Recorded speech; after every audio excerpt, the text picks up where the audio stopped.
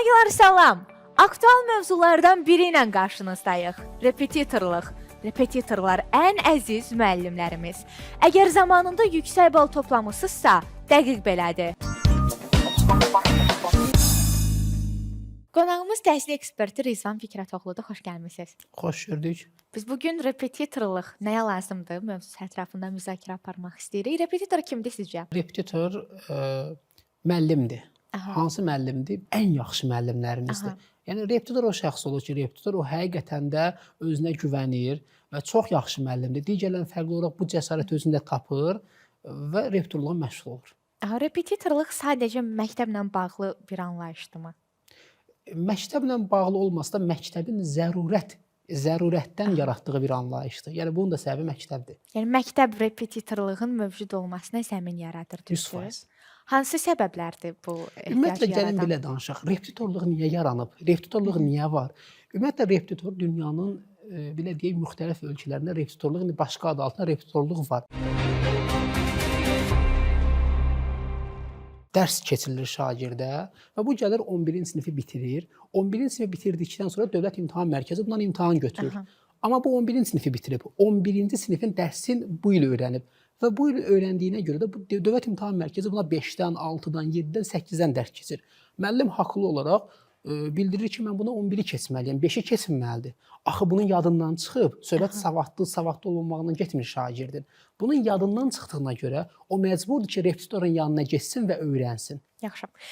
Bizim repetitor yanında öyrəndiyimiz bilik və bacarıqlar savadın göstəricisidirmi, yoxsa əzbərlədiyimiz müəyyən Təbii ki, materiallardır? Bu başqa yolu yoxdur. Baxın, biz bəzən deyirik ki, deyirik ki, yaddaş məktəbindən təfəkkür məktəbinə keçid edirik. Digər tərəfdən də deyirik ki, əzbərlikdən məntiqi təfəkkürə keçid edirik. Amma bizim təhsil, yəni belə deyək də, əsas təhsil Nazirliyinin səlahiyyətlidir məktəblər, amma nəticədə imtahanı Dövlət İmtahan Mərkəzi götürür, amma bizdən əzbərçilik tələb edir. Baxın, 5 fəndən imtahan verilir. İndi düzdür, məsələn 3 buraxılış, 3 blokun da biri buraxılışın təkrarı olur. 5 fəndir. 5-dən 11-ə kimi. Hərəsinin də düsturu, qaydaları, siz bunu təfəkkürlə yadda saxlaya bilmirsiniz. Siz bunu ancaq və ancaq əzbərçiliklə. Düzdür, təfəkkür lazımdır. Məsələn, riyaziyyat, misal çəkdiniz, bir-birinə zəncirvarı bağlıdır. Məsələn, riyaziyyat bəli, zəncirvarı bağlıdır. Müəyyən qədər bazı olmalıdır.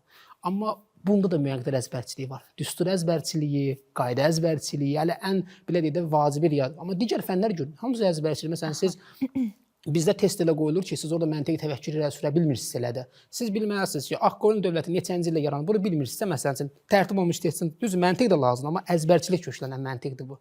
Yəni bu da ki, əslində beynəlxalq standartda qəbul olunmur. Aha, baxın, yaddaş məktəbi dediniz, bir növ orta məktəbi siz yaddaş məktəbi ilə assosiasiya elədiniz və dediniz ki, sonra təfəkkür məktəbinə keçirik. Doğrudan da mı universitet həyatı artıq bizim üçün təfəkkür məktəbi olur? Biz orada da mı artıq nələrsə əzbərləmirik həqiqətən də? Baxın, belə deyək, bizdə universitetlərə girmək belə baxanda müəyyən qədər çətindir. Düz necə çətindir? Məsələn üçün bu gün 200 bal toplamaq, 150 balla universitetə girmək o baxımdan asandır. Yəni normal bal toplamaq çətindir. Məsələn, mən normal bal nəyə deyirəm? Ortalama 350, 400, 500, yəni bu asan başa gəlmir. Amma sadəcə bu gün biz əzbərçilik sayəsində ali məktəbə qəbul oluruq. Amma bu gün çox təəssüf ki, ali məktəbi bizdə bitirmək çox asandır. Bilirsiniz, fikir verin, orta məktəblərdə verilən qiymətlərin çoxu formaldır. Universitetdə verilən qiymətlərin hamısı real deyil. Yəni həm də fəndən asılıdır. Burada artıq şəxs, məsələn, müəllimdən asılıdır. Məsələn üçün eyni fən ola bilər, başqa qruplar ola bilər və ola bilsin ki, bu qrupun uşağı daha yaxşıdır. Amma görürsünüz ki, biz onun nəticədə görürük ki, balda müəyyən qədər fərqlilik var. Bu orta məktəbdə belədir. Yəni bu gün universitet müəyyən qədər yaşımıza uyğun olaraq o təcrübəni özümüz toplayırıq. Yəni bir neçə universitetlər çıxmaq şərti ilə, istisnaları çıxmaq şərti ilə bu gün bizim universitetlər verdiyi təhsil əmək bazarının tələbinə uyğunlaşa bilir. Tutaq ki, jurnalistikanı qutaran bir şəxs çox uzağa getməklə uyğun olsun. Jurnalistikanın Bakı dövlətdə təhsil almış şəxs Bakı dövlətin ümidinə baxmayaraq oranın telestudiyası da var 5-ci mərtəbəsində, baxmayaraq ki, yaxşı müəllimləri var. O digər yerlərdə, məsələn, kanallara gedib, telekanallarda müəyyən qədər praktika toplamasa və yaxud da təlimlərə girib toplamasa, sırf hələ ən yaxşısı orada belə deyək, praktiki sahədə yaxşı öyrədirlər. O jurnalist kimi yetişə bilmir. Ona illər lazımdır, dövrlər lazımdır. Amma Axı bu halbuki normalda onsuz da belə olmalıdır. Yəni təcrübə ilə, praktika ilə nəzəri biliklər paralel işləməlidir. amma bu universitetdə olmalıdır. Məsələn üçün Türkiyə təcrübəsində belə deyil. Bu Azərbaycan təcrübəsində belədir. Amma Amerika təcrübəsində var məsələn, elə jurnalistikadan siz misal göstərdiniz. Jurnalistika təhsili verən məktəblər özü iş yerləri ilə əməkdaşlıq edib ora gənclər göndərirlər. Bu eyni zamanda bu təcrübələr Yox, bizdə problem o deyil. universitet Yox, kurslarında zaten da bu var. belə olmalıdır.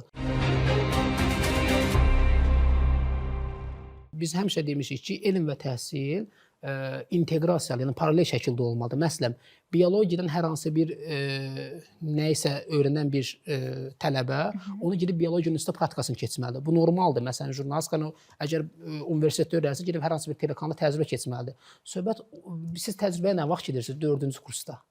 Düzdür? 4-cü kursda təcrübəyə gedirsiniz. Birinci semestrdə öyrənilən fənnin təcrübəsi niyə 4-cü kursda olmalıdır? Bu anormal görünmür. Bax mən 2-ci kursdayam və artıq burdayam. Sizi universitet göndərib, Xeyr. özünüz gəlmisiniz. Amma o şəraiti yaradır yəni. Sən özünə o yeri tapa bilirsən. Bunu özünüz eləmisiniz. Əslində sizin niyə digər tələbə yoldaşlarınız gəlmir? Mənim digər tələbə yoldaşlarım da müxtəlif telekanallarda, Hamısı media deyil. qurumlarında fəaliyyət Hamısı deyil. göstərir. Siz özünüz istəmisiniz. Amma belə deyək də sizi universitet göndərməyib. Bu sizin öz təşəbbüsünüzdür. Bu artıq sizin qazancınızdır, universitetin yox. Yaxşı, gəlin repetitorluğa qayıdaq. Qaydaq. 700 bal nəyin göstəricisidir? 700 bal birinci növbədə savadın və biliyin göstəricisidir. Amma ümumiyyətlə Dövlət İmtahan Mərkəzi mən deyərdim ki, biliyi ölçmək baxımından, yəni ideal bir nəzəriyyə kimi deyil. Necə? Dövlət İmtahan Mərkəzi biliyi ölçür, amma birinci biliyi ölçmür. Məsələn, siz düşünmüsünüz, niyə məsələn üçün kimyəvi laborat yerlərində işləyən məsələn üçün həmin şəxslərin 200 balla, 250 balla qəbul olur, amma hüquq 600 neçə baldır, həkimlik 600 neçə baldır. Baxın, hüquqşünasa nə lazımdır? Müstəntiqdir. Ani qərar verə bilməlidir. Düşüncə tərzi daha geniş olmalıdır. Amma laborant nə edir? Qoyub analiz olacaq, 2 saatdan sonra analiz nəticəsini verəcək müəyyən aparatlar vasitəsilə. Yəni burada hüquqşünas necə olmalı? Daha aktiv düşünməlidir, daha çevik olmalıdır. Və yaxud da həkim əməliyyatdadır. Orada an məsələsi var. Deməli, Dövlət İmtahan Mərkəzi təkcə biliyi ölçmür. Biliyi ölçmək baxımdan bəlkə də 6-7-ci sıradadır. Dövlət İmtahan Mərkəzi şagirdin anında 3 saat ərzində qərar qəbul etməsini ölçür. Şagirdin yadda saxlama qabiliyyətini ölçür. Görəsən necə yadda saxlayır? Ümumiyyətlə şagirdin nəticəsini, yəni nəticəyə gəlməyini ölçür. Sonra biliyi ölçə bilər. Yəni 700 bal birmənalı şəkildə biliyin göstəricisidir, amma o təkcə orada biliyi yoxdur. Məsələn, sual ola bilər. 670 balla 700 bal toplayan tələbələrin nə fərqi var? Mən deyərdim ki, savad fərqi yoxdur. Sadəcə biri daha güclü yaddaşa malikdir, daha çevikdir, daha diqqətlə yanaşır, daha diqqətlidir və daha dəqiqdir. Amma daha bilinli sözünü deyə bilmirəm. Belə çıxır ki, yəni bizdəki test üsulu, yəni biliyi ölçmək baxımından ideal deyil. İdeal ümumiyyətlə test yarımçıq biliyi ölçür, tam biliyi ölçə bilmir. Amma başqa meyarları da ölçür. Bizim repetitorluqla bağlı bir sorğumuz var. İstəyirik elə onu sizlə birlikdə izləyib müzakirəyə daha sonra davam edək. Siz özünüz repetitor yanında hazırlaşmısınız yoxsa fərdi? Repetitor yanında. Müəllimin yanında hazırlaşıram. Repetitor yanında, bəli, repetitor. Hazırlığa gedirsən? Bəli. Hansı fənlərdən? Riyaziyyat, ana dili və ingilis dili. Məktəbdə. Repetitor yanında hazırlaşmışam. Kimlərin fikri ilə razısınız? Maraqlı fikirlər səsləndirildi, amma mənim diqqətimi çəkən nə oldu? Görürsünüzmü, hamısı dedi ki, repetitor yanına gedirəm. Bir nəfər. Hətta orada bəzi şəxslər var da, hiss edirsən ki, danışığından və müəyyən qədər razı qalmasından yüksək bal yığanlar da yoxdur. Aşağı ballar belə repetitor yanına. Uşaq orada deyəsən aşağı sinif şagird də var idi. O belə repetitor yanına gedir. Məktəbdə əyləncəli dərs keçmək olmaz? Bilirsiniz, məktəb müəllimi bu gün müəllim belə deyək də qapalı dairə içərisindədir. Əgər uşağa nə bilim ağır bir söz desə, artıq bir söz desə, bir yandan valideyn tənəsi, qaydana pozsa, əyləncəli dərs aparsa, biz görmüşük bəzən məsələn əyləncəli dərslər TikTokda falan qarşımıza çıxır. Həmin müəllim görür ki, sabah işdən çıxarılıb. Yəni müəyyən qədər çərçivə var məktəbdə. Sən o çərçivə içərisindəsən. Ondan kənara çıxa bilmirsən. Çünki yuxarı tərəfdən təzyiq var. Yəni müəllim qalıb ortada. Nə cəmiyyət dəstəkləyir, nə də ki qanunvericilik kənara çıxa bilər. Və bu qapalı dairə çərçivə. Amma rektor budur ki, onun nə xüsusi bir müdiri yoxdur, nə xüsusi bir qanunlar çərçivəsində hərəkət eləmir. Sadəcə öz belə deyək də praktikasını və yaxud da ki öz bildiyi kimi necə çatdıra bilərsə rahat o şəkildə onu şagirdə yansıdır. Amma bunu məktəbdə müəllim müstəqil edə bilmir. Amma onu da deyim ki, o uşağa dərs verən belə deyək, rektorluq edən şəxs hər hansı bir məktəbin müəllimidir. O da müəllimdir axı. Biz universitetə hazırlaşanda, gəlin elə son 2 ili nəzərdə tutaq, çox disiplinli bir şəkildə onlarla test kitabları işləyirik, hazırlaşırıq. Yəni universitetə qəbul olmaq bizim üçün tək və ən önəmli məqsədə çevrilir. Çox disiplinli oluruq. Və universitetə qəbul olandan sonra bir növ sanki məqsədsizlik yaranır və bu əslində bu universitetə qəbul olana qədər əzbər formada əldə etdiyim bilik və bacarıqlar sözsüz ki, mənə dünya görüşü qazandırmır. Bəli, son dərəcə disiplin qazandırır, bəs disiplindən başqa nə qazandırır? Ümumiyyətlə belə deyim də, məsələn biz müəyyən dediyim kimi biz təfəkkürlə yox, əzbərçi ilə gəlib çıxırıq, artıq onu əldə edir. Ümumiyyətlə insan nəyisə əldə eləyəndə o artıq onun üçün maraqsızlaşır, marağını itirir. Və birbaşa baxın, gecə-gündüz oxuyur və gəlir elə bir mühitə düşür ki, tamamilə boş bir mühitə düşür. Təsəvvür eləyin, ondan elə dərs tələb eləyən yoxdur. Yəni universitet ondan elə də ciddi nələrsə tələb eləmir. Bir növ boşluğa, böyük bir boşluq yaranır. Və istərsiniz o müəyyən qədər həvəs azalır. Məsələn, universitet görür ki, adi universitetin partaları orta məktəbdən fərqlənmir. Burada heç nə dəyişməyib artıq. Əksinə müəyyən qədər Gözləntilər qarşılanmır bir növ. Hə, müəyyən qədər yəni düşündüyü məsələn üçün ağlımda düşünür ki, mən belə hazırlaşıramsa, görün universitet nədir? Axı biz bilirik pillələr çətinləşdikcə daha da ağırlaşır. Amma görür ki, yox, o deyil, bu o deyil. Ona görə müəyyən qədər məqsədsizlik yaranır. Və plus da ki, əgər ixtisas seçimində istədiyi ixtisası seçməyibsə, ümumiyyətlə o ixtisasa uyğunlaşa bilmir, istinişə bilmir, mehribanlaşa bilmir və bütün bunlar gətirib ona çıxarır ki, artıq belə deyək də, bəli, siz demişsiniz, universitet soyma mühiti yaranır. Məsələn, bizim bir o vaxt tələbə yoldaşımız var idi. Bu təhsil, yəni oxuyan biri deyildi də, qəti şəkildə. Daha doğrusu otaq yoldaşımız var idi. Memarlıq İnşaat Universitetində təhsil alırdı. Gördü ki, yox, bunu məcbur eləmişlər.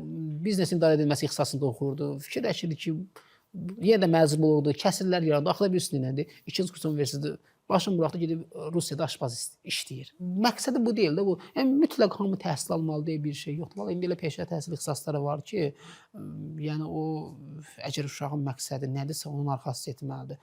Elə peşə təhsil ixtisasları var ki, o ali təhsildən daha yaxşı qazanc əldə edə bilər, daha yaxşı yəni yerlərə gedib səviyyələrə çıxa bilər. Məcburi təhsil həqiqətən də çox əhatəli və geniş bir mövzudur. Bunun özü ayrıca bir mövzudur. Təbii Amma ki. biz hazırda sonda sizdən repetitor fəaliyyətinin mərhələli şəkildə ləğvi ilə bağlı olan məsələyə münasibətinizi eşitmək istəyirik. Cənab Nazir Emin Əmrullayevin bir neçə səsləndirdiyi vicdan söhbəti var. Elə buradan başlayım. Cənab Nazir bilirsiniz nə deyir? Baxın, bunu saytlar çox yanlış yazır.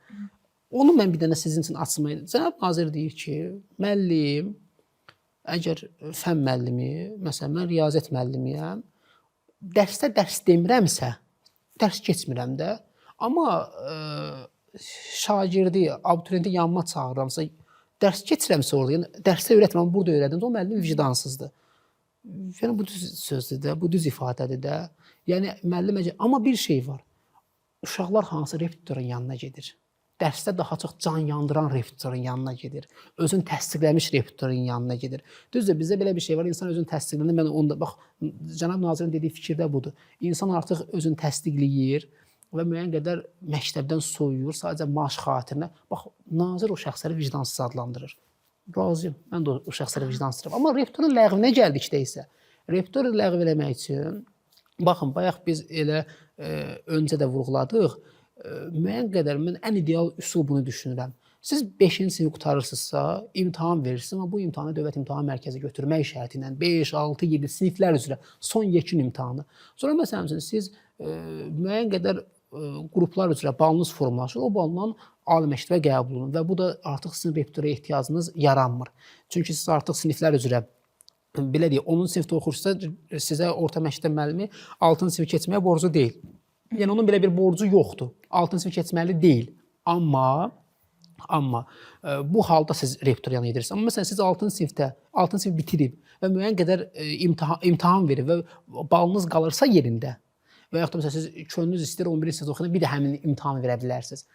Bu halda o ballar toplandığı halda bir nəticə əldə olunursa, müəyyən bir bal formalaşırsa, onda məncə rektorluğa heç bir ehtiyac qalmaz. Amma indiki halda, indiki sistemdə rektorluq daha da inkişaf edir. Rizvan bəy, təşəkkür edirik. Çox sağ olun və sizin və Nazirin dilindən bir növ demək istəyirəm. Qoy qarşımıza həmişə vicdanlı müəllimlər çıxsın. Çox sağ olun. Çox sağ olun.